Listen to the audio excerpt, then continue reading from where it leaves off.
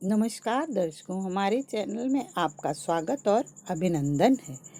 संसार में त्रिदेव अर्थात ब्रह्मा, विष्णु और महेश को सबसे शक्तिशाली माना गया है। सृष्टि की रचना, पालन और संहार का जिम्मा भी त्रिदेव पर ही है। हर कोई अपनी अपनी तरह से प्रभु की आराधना करता है और उनकी कृपा भी प्राप्त करता है। ऐसे में किसको श्रेष्ठ माना जाए, ये निर्धारित करना बहुत मुश्किल है। कहा जाता है कि एक बार सरस्वती नदी के तट पर ये बहस ऋषि और मुनियों के बीच भी हो गई।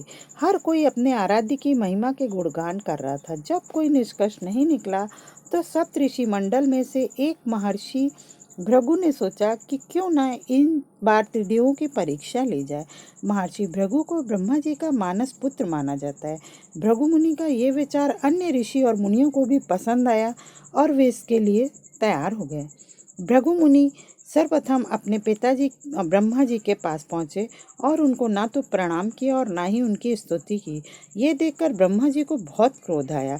उनके चेहरे के भाव बदल गए। लेकिन जब उन्हें याद आया कि महर्षि भृगु उन्हीं के पुत्र हैं, तो उन्होंने किसी तरह अपने क्रोध को शांत कर लिया।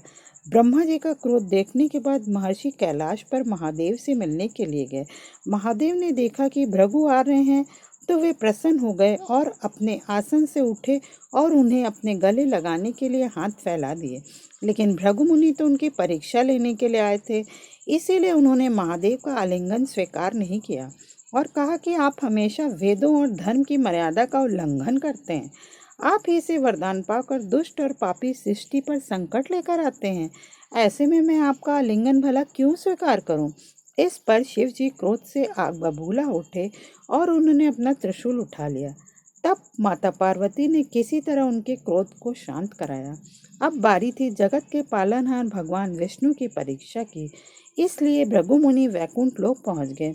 उस समय भगवान श्री हरि देवी लक्ष्मी के साथ क्षीर सागर में विश्राम कर रहे थे। महर्षि भृगु ने जाते ही उनके वक्ष पर तेजी से लात मार दी। भक्तवत्सल भगवान विष्णु तुरंत ही अपने स्थान से उठे और हाथ जोड़कर बोले, महर्षि कहीं पैर में चोट तो नहीं आई? मुझे आपके आगमन का भान नहीं था, क्षमा कीजिए, इसीलिए आपका स्वागत नहीं कर सका। आइए और आसन ग्रहण कीजिए। आपके चरणों का स्पर्श तो तीर्थों को पवित्र करने वाला है। यह सुनते ही महर्षि भृगु की आंखों से अश्रु बहने लगे। इसके बाद भृगु मुनि ने लौटकर ऋषि मुनियों के पास पहुंचे और ब्रह्मा जी, शिव जी और श्री हरि के लोकों के अनुभवों को विस्तार से बताया।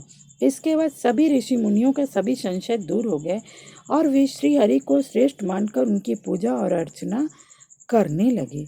ओम नमो नारायणाय नमः। जय श्री हरि।